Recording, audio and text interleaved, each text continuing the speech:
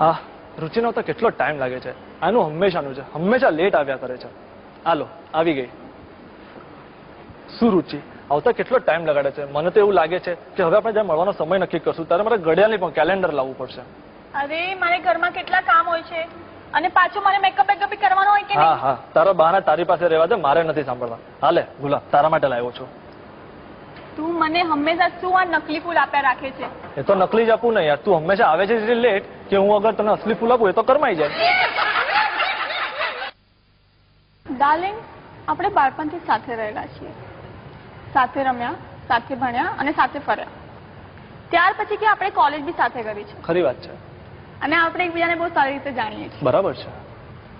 તો મારો વિચાર એમ છે કે હવે આપણે લગ્ન કરી લેવા જોઈએ.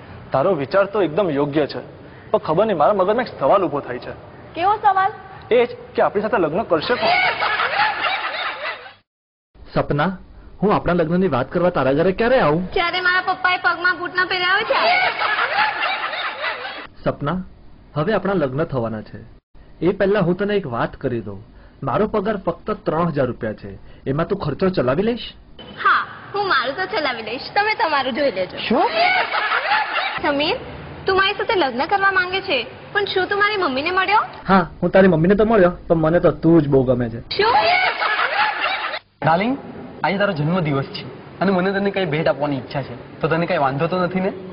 ના, એમાં મને શું વાંધો હોય? અચ્છા, તો તું મને કહે કે સામે પેલી લાલ કલરની ગાડી ઊભી છે એ તને ગમે છે? અરે વાહ, એ તો મારી ફેવરેટ કાર છે. અને એ ગાડીનો કલર? એ પણ મારો ફેવરેટ છે. હાશ, સારું થયું એ કલર તને ગમે છે. હું તારા માટે એ જ કલરનો હાથ રૂમાલ લાવ્યો છું. હાલે.